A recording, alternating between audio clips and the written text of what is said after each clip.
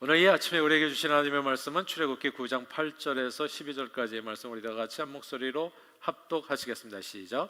여호와께서 모세와 아론에게 이르시되 너희는 화덕의 재 두 움큼을 가지고 모세가 바로의 목전에서 하늘을 향하여 날리라.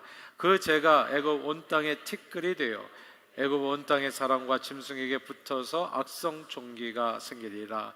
그들이 화덕의 재를 가지고 바로 앞에 서서 모세가 하늘을 향하여 날리니 사람과 짐승에게 붙어 악성 종기가 생기고 요술사들도 악성 종기로 말미암아 모세 앞에 서지 못하니 악성 종기가 요술사들로부터 애굽 모든 사람에게 생겼습니다.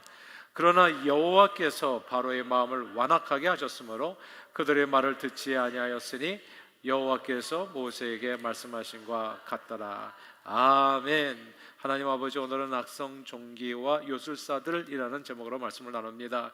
성령님, 우리 각 사람의 심령에 함께해 주시고 역사해 주셔서 유일한 구원자 예수 그리스도를 믿고 주의 말씀에 순종하여 하나님 주시는 축복을 풍성히 누리며 주의 나라를 위하여 존귀하게 쓰임받는 저희 모두가 되도록 축복해 주옵소서. 예수 그리스도 이름으로 기도합니다. 아멘. 성경은 의인은 오직 믿음으로 구원을 받는다고 말씀했습니다. 하나님께서 주시는 영생의 축복을 받기 위해서 우리가 할 일은 하나도 없다는 뜻입니다.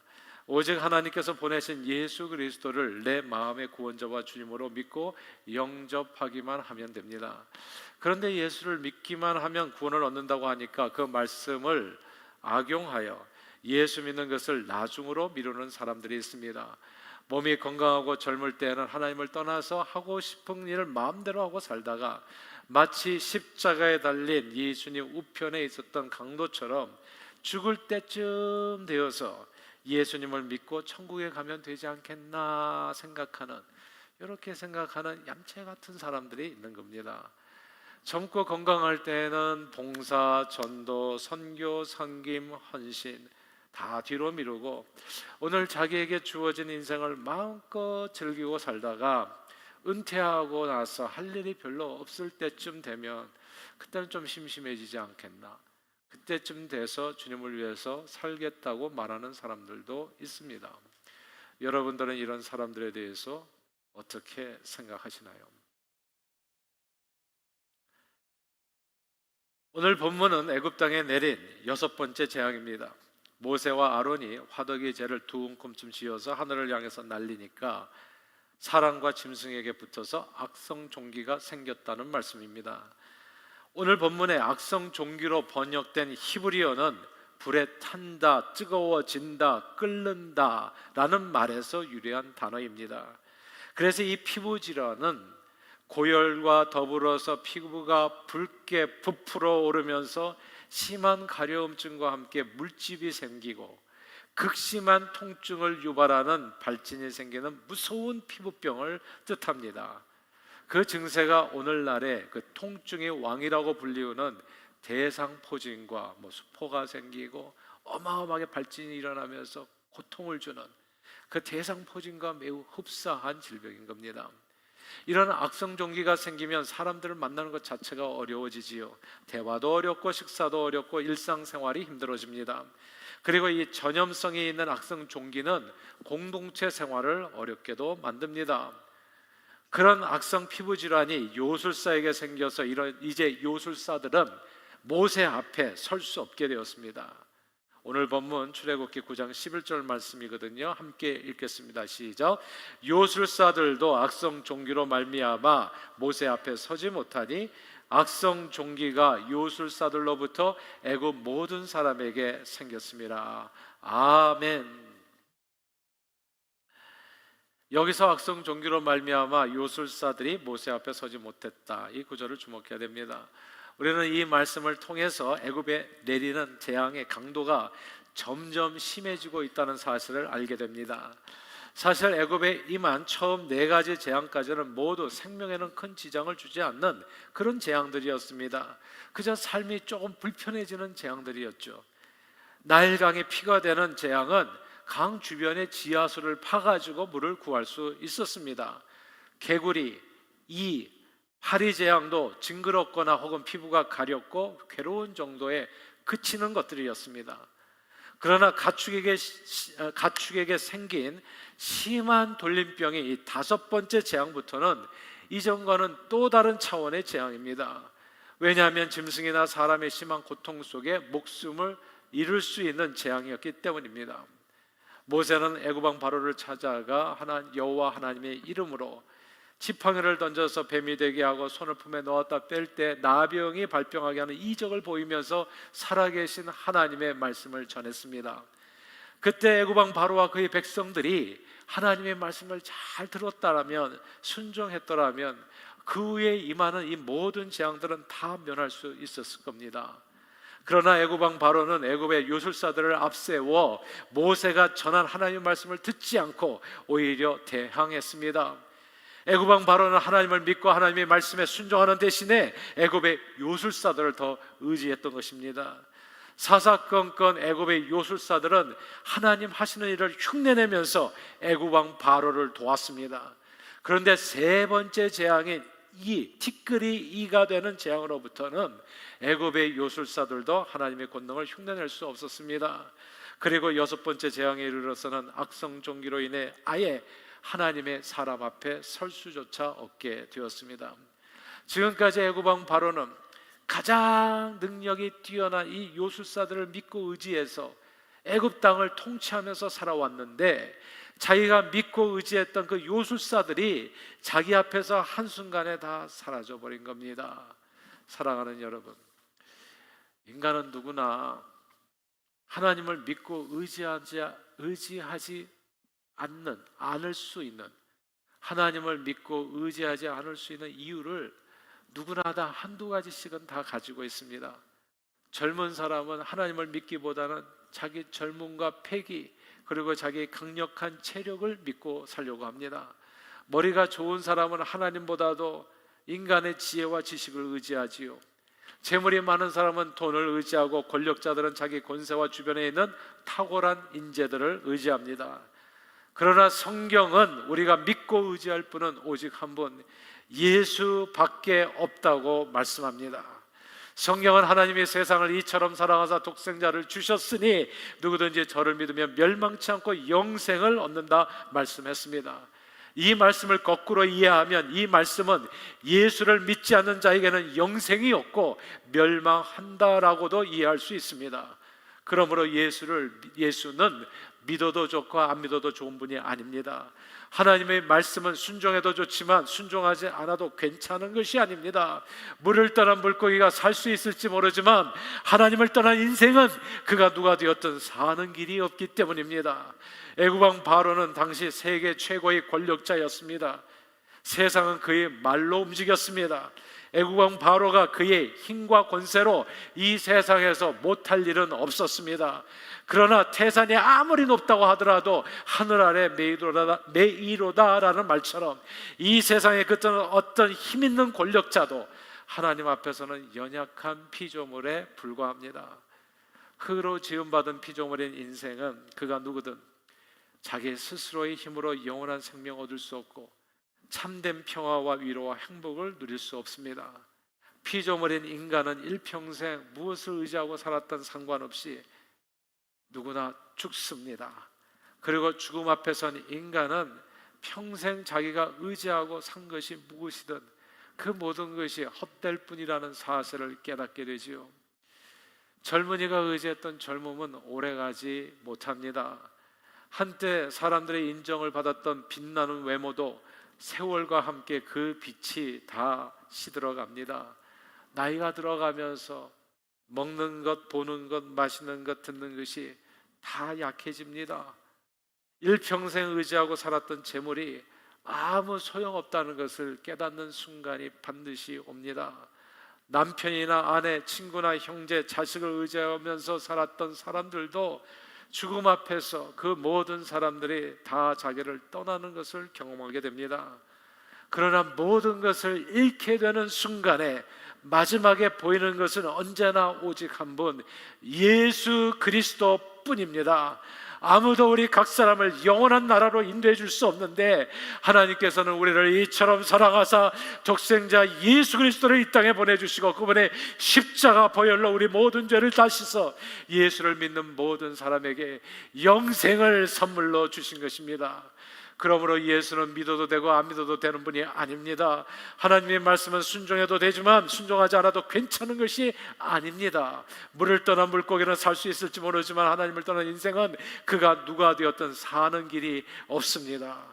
그러나 예수를 믿고 하나님의 말씀에 순종하여 살면 영원한 생명을 얻습니다. 하나님밖에 주실 수 없는 놀라운 은혜와 평강 그리고 축복을 누리며 살게 됩니다. 예수님이 우리 인생의 유일한 길이요 진리요 생명인 것입니다. 그리고 주님의 말씀만이 어두운 우리 인생길의 빛이요 우리 발의 등불인 것입니다. 우리 교단의 원로 목사님이신 조병철 목사님 98세까지 건강 장수하시다가 몇 년 전에 소천하셨습니다. 지난 2020년에 돌아가셨습니다. 근데 이 조병철 목사님께서 지난 2018년에 사모님과 함께 결혼 75주년을 맞이하셨어요. 그래서 자녀들이 얼마나 기뻐요? 아빠 엄마가 올해 건강하게 잘 사셨잖아요. 그래서 자녀들이 축하 만찬 자리를 베풀어 주었습니다. 그 자리에서 아빠 오래 사셨는데 거의 100세나 사셨으니까 사람이 100세쯤 살면 그래도 한마디쯤은 하실 수 있는 거 아니겠어요? 내가 100세를 살고 보니. 그래서 자녀들이 한 말씀 해주세요. 우리 인생에 꼭 필요한 말씀. 그때 목사님께서 자리를 가득 메운 자녀들과 손주들, 증손자들에게 정말 딱 한마디 하셨습니다. 예수 잘 믿어라. 끝. 예수 잘 믿어라. period. 사랑하는 여러분, 인생을 사는 최고의 지혜는 예수 잘 믿고 그분의 말씀에 순종하며 사는 삶입니다. 그런데 안타깝게도 오늘 본문의 애구방 바로는 하나님보다도 자기가 가진 재물과 사람을 더 의지하고 젊음과 지식과 지혜를 신뢰했습니다. 하나님이 누구신지 알게 됐잖아요. 모세를 통해서 하나님이 누구신지를 알면서도 그 하나님을 거부하고 하나님의 말씀에 순종하지 않았습니다. 그 결과 그가 일평생 하나님보다 더 의지하며 살았던 모든 것들이 눈앞에서 하나씩 다 사라지게 됩니다. 나일강을 의지하면서 살았거든요. 나일강이 애굽의 젖줄이었잖아요. 근데 그 나일강이 피가 되어서 사라지고 개구리 이 파리재앙으로 그 좋은 나라 애굽이 더럽혀졌고, 그래도 마음을 강팍하게 하니까 키우던 가축들이 돌림병으로 다 죽었고, 오늘 본문에서는 악성 종기가 발병하여 자기가 평소에 의지하고 살았던 요술사들도 사람을 만날 수 없는 지경에 이르게 되었습니다. 성경은 하나님의 손에 빠져드는 것이 무섭다라고 경고했습니다. 우리 인생에 하나님보다 무엇을 더 의지하고 살건 상관없이 하나님보다도 더 사랑하고 믿고 의지했던 모든 것은 심판의 자리에서 안개처럼 하나씩 다 사라지는 허무한 것들이 되어집니다. 그러나 가장 무서운 것이 뭔 줄 아세요, 여러분? 가장 무서운 것은 결국 자기 목숨을 잃는 것입니다. 자기 생명을 영원히 잃어버리는 겁니다. 오늘 본문 12절 말씀이 그 말씀이지요. 12절 말씀을 함께 읽겠습니다. 같이 읽어볼까요? 시작. 그러나 여호와께서 바로의 마음을 완악하게 하셨으므로 그들의 말을 듣지 아니하였으니 여호와께서 모세에게 말씀하신 것 같더라. 아멘. 여기에서요, 여호와께서, 누가? 여호와께서 바로의 마음을 완악하게 하셨다. 그래서 하나님의 말씀을 듣지 못하게 하셨다. 이 말씀을 주목해야 됩니다. 지금까지의 말씀과 오늘 본문이 뭐가 다릅니까? 지금까지는 바로가 자기 마음을 완악하게 했어요. 자기가 하나님의 말씀을 거부했던 거예요. 그런데 이 6번째 재앙부터는 하나님께서 바로의 마음을 강팍하게 하셔서 하나님의 말씀을 듣지 못하게 한 거예요. 이건 정말 무서운 심판입니다. 하나님께서 하나님의 말씀을 듣고도 끝까지 마음을 강팍하게 하여 주의 말씀을 외면한 사람들의 눈과 귀를 가리어 생명의 길을 보고도 보지 알지 못하게 하고 듣고도 듣지 못하게 하셔서 결국은 구원을 받지 못하게 하셨다는 말씀이기 때문입니다. 이사야 선지자는 하나님의 말씀에 계속해서 순종하지 않은 이스라엘 백성들을 향해서 이렇게 예언했습니다. 그들로 보기는 보아도 알지 못하며 듣기는 들어도 깨닫지 못하게 하여 돌이켜 죄사함을 얻지 못하게 하려 함이라. 하나님께서 불순종한 사람들의 눈과 귀를 가리어 보고 들어도 깨닫지 못함으로 죄사함을 얻지 못하게 하셨다는 참으로 무서운 말씀입니다. 이것은 신학적인 용어로 유기라고 해요. 하나님이 버리셨다. 더 이상 신경 안 쓴다. 이게 영어로 말하자면 God was over Israel people. 그러니까 이스라엘 people가 끝났다. 더 이상 너희 신경 안 써. 맘대로 살아. 그냥 너희는 그냥 죽는 거야. 끝까지 그대로 가서 노아 홍수 시대에 그래서 사람들이 다 그렇게 죽은 거예요. 마음대로 살고 하나님도 그냥 신경을 끄신 거예요. 그러면 마지막은 다 죽는 겁니다. 하나님께서 어떤 분이신지 알고 그분의 말씀을 듣고도 순종하지 않으면 나중에는 회개하고 싶어도 회개할 수 없도록 하나님께서 그의 눈과 귀를 가리우신다는 사실을 우리는 좀 기억해야 합니다. 사람들은요, 예수를 믿기만 하면 모든 죄를 다 용서받고 구원 얻는다, 천국에 간다라는 말씀을 잘 악용하려고 합니다. 그래서 젊을 때에는 예수 믿고 구원 받으니까 그냥 나이가 들어서 나중에 죽기 전에 살짝 이렇게 나 예수 믿어야 하고 천국 가면 되지 않는가, 이렇게 생각해서 젊을 때는 하나님을 떠나 마음대로 술 취하고 세상 쾌락을 쫓아 방탕하며 살다가 죽기 전에 살짝 예수님을 믿고 천국에 가면 되지 않을까, 이렇게 생각하는 거예요. 그야말로 위험한 생각이요, 그야말로 죽음에 이르는 생각입니다. 그 이유가 오늘 본문에 나오는 말씀이에요. 하나님의 말씀을 한 번, 두 번, 세 번 거부하고 끝까지 자기 고집대로 살아가면 후에는 돌이키고 싶어도 돌이킬 수 없도록 하나님께서 그의 마음을 완악하게 하신다는 사실을 우리는 잊지 말아야 됩니다. 이런 예가 성경에 나온다는 거 아세요? 이삭의 큰아들 에서는 장자의 명분을 갖고 태어났지만 하나님께서 주신 장자의 명분을 소홀히 여깁니다. 그래서 동생 야곱에게 팥죽 한 그릇에 그 하나님께서 주신 축복권을 팔아버리잖아요. 오늘날로 말하자면 돈 버는 일에 정신을 쏟다가 주일 성도도 잊어버리고 하나님을 떠난 사람, 대표적인 인물이 에서예요. 그리고 부모의 명을 어기고 자기 마음대로 신앙 하나 없는 가나안 땅을 아내로 삼아서 부모님 마음을 슬프게 하는 겁니다. 제가 자녀 교육에서 정말 강조하고 싶은 것은 부모에게 공경이에요. 그래야 복 받아요. 여러 가지 가르칠 필요 없어요. 한두 가지라도 제대로 가르치는 게 중요합니다. 부모 마음을 슬프게 했어요. 하나님의 말씀을 어기고. 에서는 하나님이 누군지 잘 알아요. 아브라함, 이삭, 야곱 아니겠어요? 하나님이 누군지를 알고 그분이 말씀을 알면서도 한 번, 두 번이 아니라 여러 차례 하나님의 말씀을 마음을 완악하게 해서 완고하게 해서 듣지 않습니다.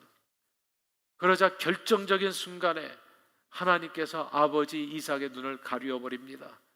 그리고 에서에게 가는 축복을 하나도 남김없이 모조리 다 그 동생 야곱을 향하도록 하셨습니다.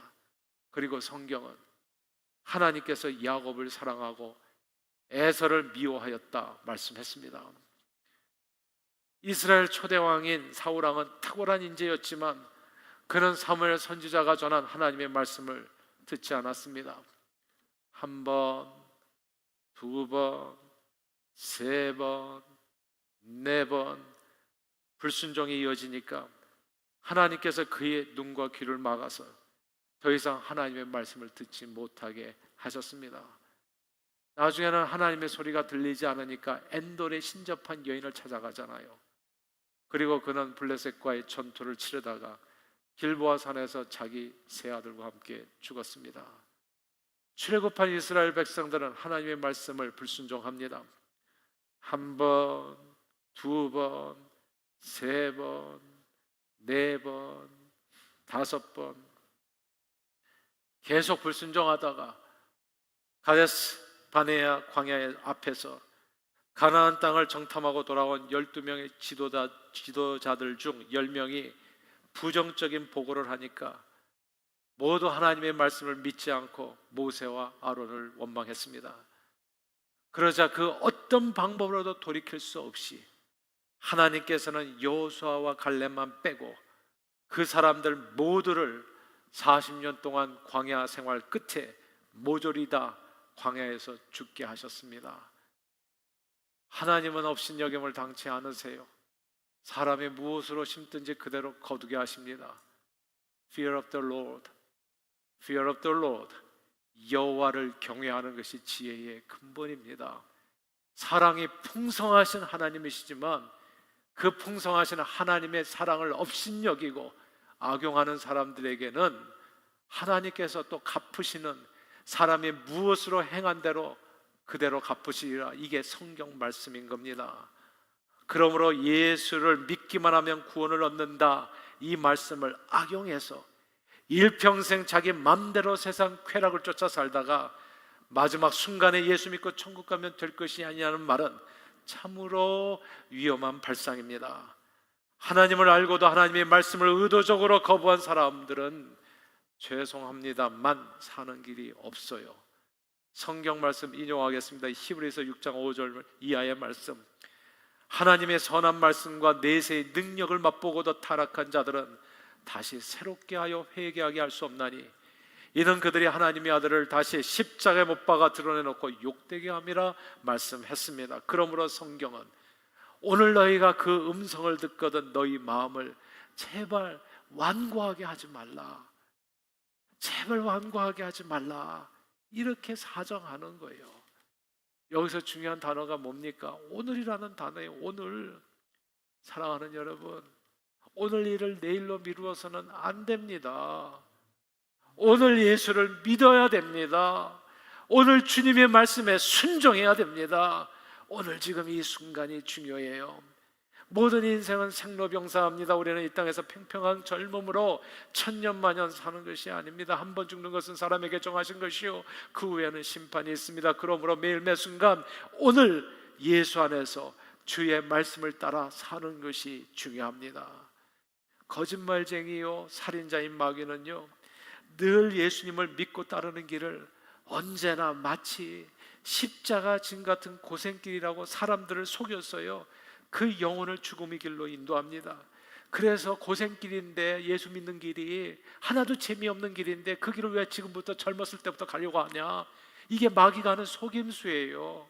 그러니까 그런 길은 나중에 해라, 나중에 십자가의 길, 고난의 길 나중에 가라고 얘기하는 거예요. 차차 나중에, 은퇴하고 난 다음에 선교도 가고, 그리고 은퇴하고 난 다음에 봉사도 하고, 나중에 마귀가 왜 이렇게 얘기해? 거짓말장이고 속임수기 때문에, 살인자기 때문에. 그래서 다 죽음의 길을 걷게 하는 거예요. 그러나 예수 믿고 말씀에 순종하는 삶은 십자가 진 같은 고생길이 아니라 그게 진정한 참된 평안과 위로, 축복을 누리는 삶이라는 것을 우리는 잊어서는 안 됩니다.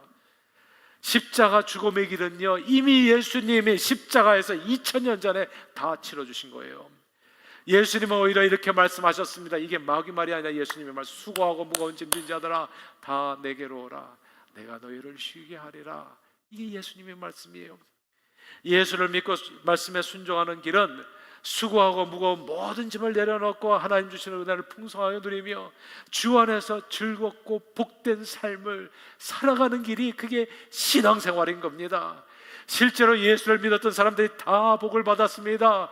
가나의 혼인차에서 포도주가 부족했을 때 물이 포도주가 되었고, 병든 자 고침을 받았고, 소경이 다시 보게 되었고, 오늘 이제 포로된 자들이 모두 자유를 얻었습니다. 여러분, 근데 이 가운데 무슨 십자가 진 같은 고생이란 말입니까?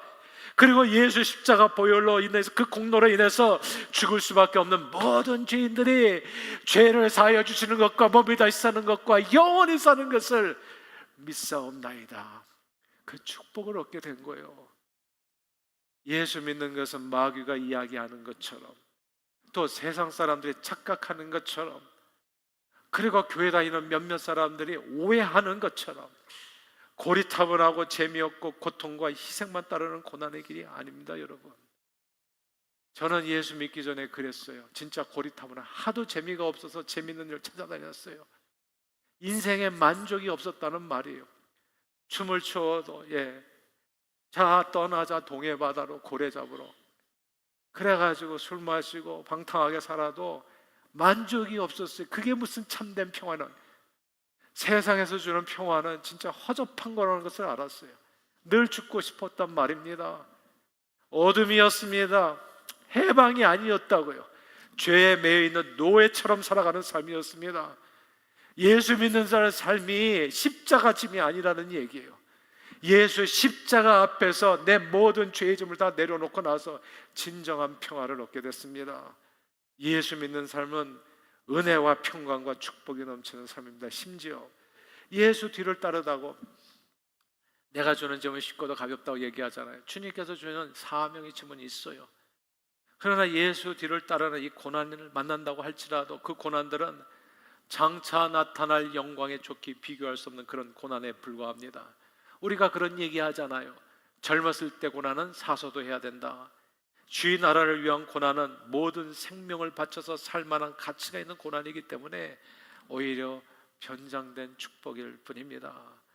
그러므로 예수 믿음 안에 굳건히 서는 저와 여러분들이 다 되시기를 바랍니다. 예수 믿음 안에 굳건히 서셔서 오늘 우리에게 주시는 하나님의 말씀에 기쁨으로 순종하는 저와 여러분들이 다 되시기를 바랍니다. 뒤로 미루지 마세요. 내일로 미루지 마세요. 그리고 예수 믿는 길이 행여나 십자가 짐 같은 고생길이라고 착각하지 마세요. 그 안에 진정한 해방이 있어요. 진정한 평안이 있어요. 저는 예전에 진짜 신변 잡기가 많았어요. 골프는 예전에 골프에 있었으면 저도 골프 좀 잘 치겠지. 그냥 맨날 당구장에서 살고 맨날 그냥 신변 잡기 바둑 두고 장기 두고 그리고 아이들하고 춤추러 놀아다니고, 그래도 만족이 없었어요. 세상의 모든 쾌락을 내 몸에 다 부어도 항상 깨고 나면 술 마신 다음 날에 그런 고통처럼 인생은 처음만 달 뿐이지 나중은 그냥 스디쓴 고난의 진짜 고통뿐인 영광이었던 겁니다. 근데 예수 믿고 나서 그 모든 목마름이 사라졌어요. 목마른 자들아 다 내게로 오라. 내가 너희를 목마르고 줄이고 목마른 자들을 마시우고 그리고 영원하도록 솟아나는 샘물이 돼서 목마름이 사라지게 하는 분은 오직 예수밖에 없었던 겁니다. 그러므로 주의 말씀을 의지하고 순종해서 이 영생의 소망 가운데 일평생 예수 안에서 즐겁고 복된 길을 걷는 저와 여러분들이 다 되시기를 주의 이름으로 축원합니다.